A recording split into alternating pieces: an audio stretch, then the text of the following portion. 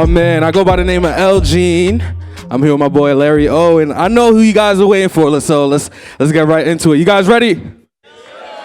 So we have a legendary panel right now ready to talk. Y'all know him, y'all love him. We got a producer that's worked with everyone from Jay-Z, Beyonce, Kanye. Y'all know the list. And then we got an engineer that's worked with Ariana Grande, Post Malone, Polo G.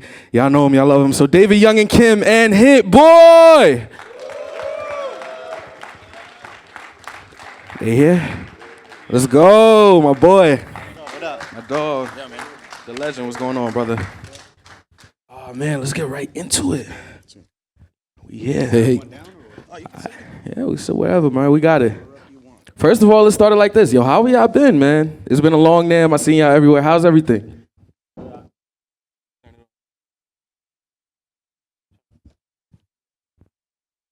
Yeah, I mean, I just got out of traffic. My fault. You That was a good, long brother. ride over here, but yeah, solid, man. Good. We ain't stopped. We dropped what? We already dropped the album with the game and Big Hit. You know what I Yeah. mean? We dropped that first day of the year, and we just been dropping joints. We just did half of Benny the Butcher album. I produced half. Did you mix all of them? I mixed 7 of them. Oh, 7 yeah, or 12. yeah, exactly. Yeah, I Oh, did seven. copy. That's Seven. amazing. Seven. Congratulations. Man, Hit. I can remember, man, Hit. I was super young when I first heard about you. It was on a will.i.am record, and he was rapping on it. Insane. But over the years, you've done so much more. And even up to, man, now you got Billboard Top 25 Producers, Hip Hop, and you got the Grammy nomination.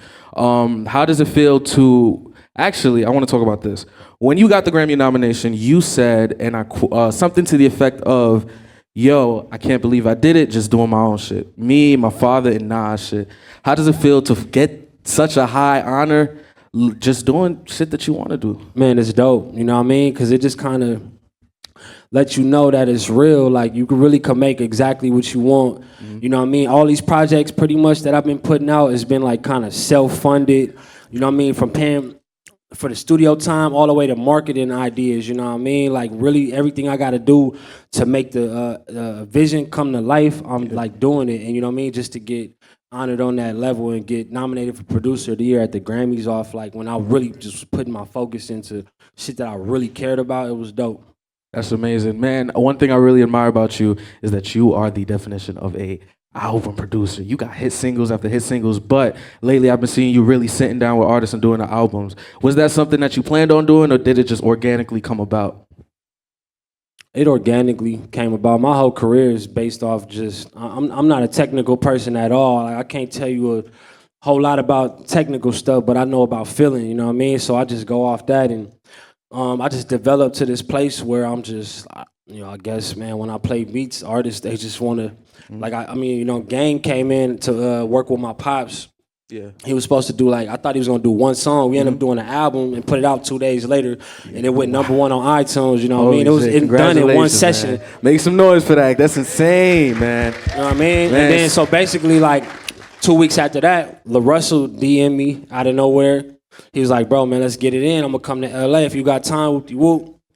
He like, I just need, you know what I mean, a certain amount of records. And then he came through. I played him 8 beats. He recorded 8 songs, and now that album is coming out too. Look at that, so, man. Yeah. You're just forever working, man. Look at that. And we a month in, not even. Look at that, man. I love to hear it, brother. Both those albums we had to mix in like 2 days. Yeah, no, I was about to ask. So 2 for, days. No, for Paisley David is a Dreams. big part of this whole Yeah. thing. You know what I mean? It don't work if it's not, you know what I mean, him gluing everything together and taking it to that professional standard. Absolutely. 2 days though. you Yeah, said. David, like when you get a damn Dropbox and they got 8 sessions, 10 sessions in it, and they drop it Friday. How do you react to that? How do you work? How do you divvy that up? You just gotta buckle up. It's like you have to understand that you can't limit yourself. You've been here before. The doubt that you put in your mind will creep in and stop you from doing what you're supposed to do. So it's like you just gotta take a deep breath and just get it done. How often does that happen where you have like a super short deadline, and how do you deal with that when you have a lot of other projects? Like on I the can table? answer that all the time because of me. It's my fault, you know what I mean? I'm always springing something on David like, man, listen, bro, I need this by like 7 p.m., man. Just Can you spur get it the done? moment. And he always find a way to, you know, make it happen. Just spur of the funny. moment type stuff. Yeah, cause it's funny because like I used to bitch and moan about it. I used to be like, man, we need this long and la la la. But you get used to it, and eventually you're just like, all right, when this needs to be done by, when's it submitting? Okay, here it go. You get conditioned to that. There's no point of that complaining about it, you know. You still got to get the Yeah, no, work I think done. it's just about like taking it there. Like one of the last times I was kicking it with Kanye, man, we was just like he was kind of just getting off ideas in a room full of people, and he was like, man, you know, just where we at in a modern society with making music, we so good at it. We should be able to make albums in one night, in one session, and I took that to heart, so I started doing that shit. You know what I mean? Look at that. I love it. David, man, we know you came to this country young. I'm a first-generation American, and I can only tell you the journey to making this my damn career with my parents and all of that. I would love to hear your story about that and what would you recommend or what advice would you give to somebody that's also in that position? Well, shoot, I moved to the country when I was 4, so I mean, I really grew up in LA, but we did come right in time for the riots to happen, like a year before the riots. It's like my parents are like, we're going to make a better living for ourselves, and then we come into that. So it's like there was a lot of turmoil growing up on that front, but it really taught me. I grew up around Black friends, Mexican friends, Korean friends, like super ethnic. So fast forward, getting into the studio, I felt comfortable. I felt comfortable working with whoever, and even working with Hit. Like we have that kind of discussion all the time. When all the BLM stuff was happening, we would always talk about it and be like, try to be like the pillar. Like, oh, this is what it can be. All that shit they're feeding you. Yeah, I love it, man. Both of you guys are very transparent with us. Hit, man, you got one of the greatest commercials in audio history with the arcade ad. And you guys have put us on. That's hilarious, man. I ain't gonna lie, man. I'm trying. I wish they would have paid me more because I didn't know they was finna run it all the time and have money on, man. I should have got a bigger check. It's all love. Arcade, holla at me. Yeah, man. So I wanted to ask, what tools are you guys using right now, man? Starting with you, Hit. What's the new VST you got in the chamber? Man, I just been getting like expansions for different stuff. Like I just got like I just got this VST called Juice. It's like a gospel VST. It got some dope sounds on there. Yeah, just like I just be looking in now. You click on something, you get more of that. So I go, see an ad for VST on IG, and next thing you know, for 20 minutes straight, I'm just looking at new VSTs. So I'll really just have David kind of bootleg them for me. Just like, you know what I mean? Just try them out. If they good, then we, you know what I mean? Yeah, then we get them. Absolutely. We always cop them afterwards, though. Yeah. How often do you use stock FL VSTs? Yeah. I'm on, bro, like wave shaper, parametric, EQ, all that, right? Just like, I just use Any the synths? stock shit. Synths too? Or you go to third-party synths? Yeah, mostly. But I mean, sometimes I don't even be knowing what's FL and what's not. I be having so much stuff. I just like whatever just feel good right there. Absolutely. In the zone. How about the native instruments, the play stuff you've been using those? Yeah, that's dope. Yeah, all the contact stuff be sounding like, movie level, stuff. Yeah, what would a Hit Boy VST sound like? Would you go instrument? Would you go effect? Or we Man, I gotta mix in the drums and the music stuff. Yeah, you know what I mean? absolutely. They gotta, we gotta have some pieces in there. What we need to do is arcade, but a Hit Boy pack. Yeah. Straight up. Oh, hey, arcade. We know y'all listening.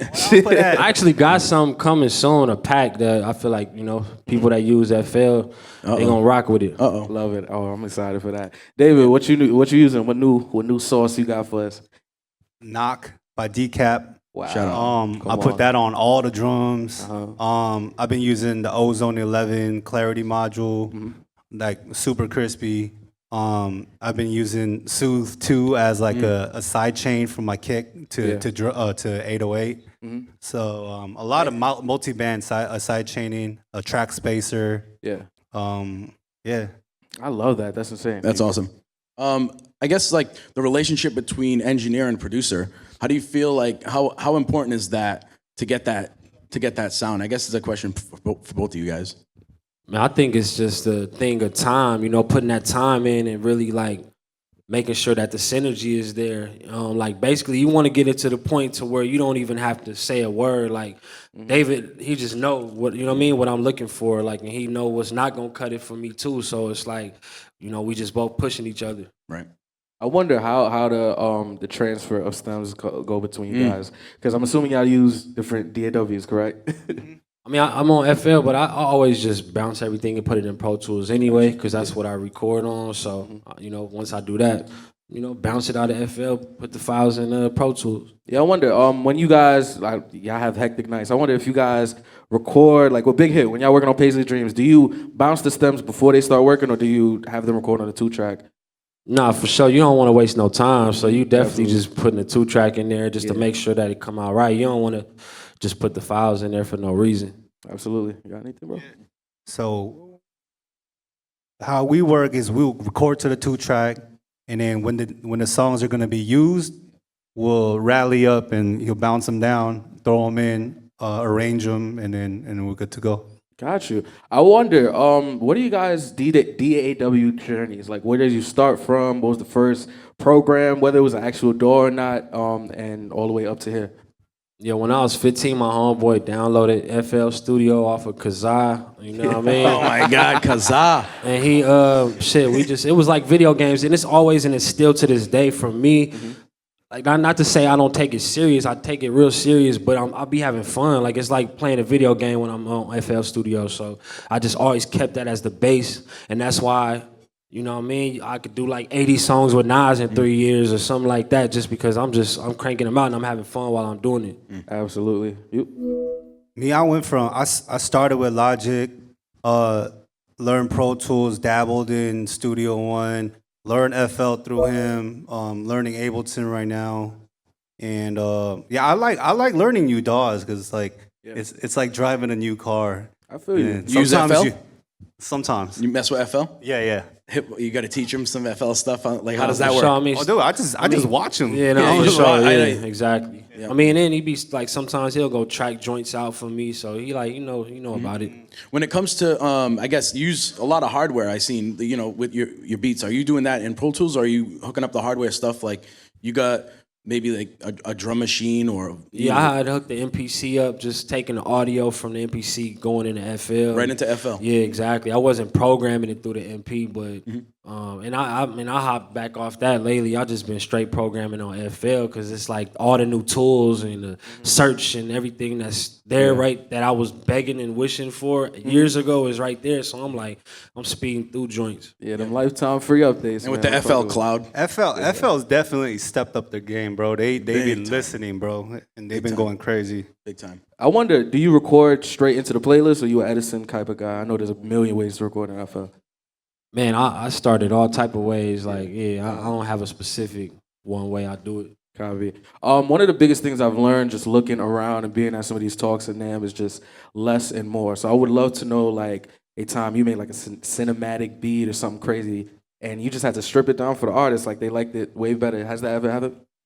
Man, Niggas in Paris had a gang of other sounds I had added, and when I got it back, Kanye stripped all that shit away and just kept that minimal synth with the drums, and that taught me a lot because to this day, that's like still one of, you know, my biggest money makers as far as a beat goes was Niggas in Paris. So I was just like, damn, like sometimes it's not about all that. You gotta like simplicity is key. Yeah. Did you? My bad. You got it. Did that? I know a lot of producers that'll make them feel a certain type of way when that happens. Oh, when yeah, to for say sure. like, did you feel a certain type of way, or did you like get it right away? Nah, I mean, you know, niggas gonna get emotional. Especially I was younger at the time, so you know, I wasn't all the way there. But at the same time, you know, I got it because it was Jay-Z and Kanye. What the fuck I'm finna say? Got you. Yo, Dave, have you ever like found yourself taking out plugins rather than adding them in, or? 1000%. Because like I used to fill my whole plugin chain, you know, with like 4 EQs, compressors, limiters in vocal buses, and like sometimes you would be troubleshooting what you think is supposed to be on this plugin, and then you bypass it, it's still there. Oh, it's on another EQ. Bypass that, and then eventually I just reset everything. Put like 2 EQs on and like 1 compressor, and it's like, wait, this sounds way better than it started with. Because you start as much as you want to add something with every plugin. Yeah. Sometimes you're adding, you know, unwanted noise. Sometimes you're subtracting things that are supposed to be there. So sometimes you just gotta take a step back and wipe it clean and start from scratch. Got you. I guess for the room too, and me, I'm not gonna lie, I'm being selfish. What's your go-to EQ, bro? Pro Q3, Pro Q3, but for subtractive, I've been using the Massenburg MEQ5. Got you. Yeah, MDW EQ5. Got you, man. I noticed you have a lot of co-production credits. Do you feel like a lot more engineers should have co-production credits that necessarily don't get them, even though they're doing, a lot of creative work in the back end? Man, for sure, David. Man, he is a producer on the song too. And anybody that's taking it serious, they gonna put their input on it. And I'm open to his ideas. Like he might do a break, he might mute the beat on a certain vocal just to add that dynamic. And I'm always open to that. So he is a producer of the song as well. And to add to that, sometimes I'll be sweeping frequencies with the EQ, and then he'd be like, "That's hard," and I'm like, "Wait, what I do?" So I go back and recreate it, automate it. Yeah. Yep. That's super dope. Man, as an FL guy, man, you are literally like on that Mount Rushmore. So on my show, I like to do a One Gotta Go segment. So I'm gonna ask you, would you rather give up the step sequencer or the piano roll? Damn, Oh, David, I'm coming to you next, bro. that's a good one.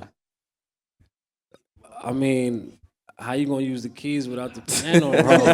Yeah, I guess I'm gonna just have to. I'm gonna have to get rid of the step sequencer. Copy. David, would you rather get, I know you're the shortcut king, bro. Would you rather give up your shortcuts or switch out your DAW? Wait. If you give up your shortcuts, then it won't work in a different DAW. You can make it happen. I know you, bro. Damn. No, I'm keeping the DAW. You keeping the DAW? Yeah, I'm keeping the DAW. You gonna go to edit, undo? No, scratch that. I'll keep the shortcuts. I'll keep the shortcuts. If I can't command save, yeah. I'll stick with the One Gotta Go. We'll go FL first. One Gotta Go, parametric EQ2 or Fruity Reverb. Fruity Reverb. Gotta go. Yeah, it's really. I use a different VST like some RC20 and just use the reverb from that. Right. Got you, man. David, I would love to know, like, how long did it take for you to really get? I know we were just talking about just getting them sessions last minute and just getting to work. How long did it take for you to really get to that point where you knew the workflow so well and how HIT worked? Where it was just like, all right, what's go time? I could get these 8 records done in a day. It took me till now. I mean, I'm still learning, but our relationship goes back like 5 years or so. No, maybe longer, right? 6 years longer than 6, that. 7 years now. Nah, for sure. When I first came in, I was like organizing files for him and recording people that would come in, and it took a sec for my mix ability to get to where he don't need to hire somebody else. Yeah. So to me, like, I'm still learning, and every opportunity I get, every project I get is a chance for me to be like, can I do this? You know what I'm saying? Can we do 7 songs in one day and then have it sound decent and have it sound great? Like, and then when you discover that you can do it, it's like, okay, what's next? And your limit just keeps raising. I love it. I've been seeing you go into content, bro. You've been making this leap into content. So I wanted to know what made you want to just start filming your process and sharing that with the world. I think the sense of community, like for my Twitch stream, we work by ourselves a lot. So having that community, the feedback and advice coming from other people, that was really helpful. And like, sometimes it just gets lonely working by yourself. Even if you have a couple of people where you work with, like, you want to expand your mind to see different perspectives and things like that. I was gonna say that. You feel like you learn a lot from the community that are in there? Definitely. Man, what speakers is this playing? Like, this shit loud. 808s downstairs, yeah. Other than that, what's next for you guys? I know you got a million things on the table. Man, like I said, we're gonna come out with that La Russell project ASAP. More big hit music, more hit boy music. We just, locked in. We got that Grammy on the way, man. Come on, son. Man, that'd be beautiful. Yeah. I love that. Need that. Yeah, Need that. Dave, anything special for you, bro? I'm expanding into like producing a little bit more this year. Working on an album overseas, so that might be cool. And staying locked in with Hit. Even with that, he been to Korea so many times in the last few months. But even when I got a mix, he like, man, just shoot it to me. I'ma still get it done. So you know that's what's dope. That's what happened with Magic 3, I believe. Magic 3 or Magic 2. I was in Korea. They're like, hey, we need to get this done by next week. So I was like, send it. And I found a studio and I pull it up and I'm working on it, trying to get it like 80% there. So when I come home, I can take it the extra 20%. And you have a studio out there too? I don't, not yet. So how are you mixing in the headphones? How are you getting those done? No, I know people. Yeah. I got a lot of homies out there. Some friends. So yeah, I got some friends out there. So like, hey, yo, can I use the studio? What's it gonna cost? Like nothing. Then okay, I'll give you a credit on the album or something. Yeah. Got you. That's awesome. Do you ever mix just strictly in the headphones, or is it always in front of a desk, in front of a pair of monitors?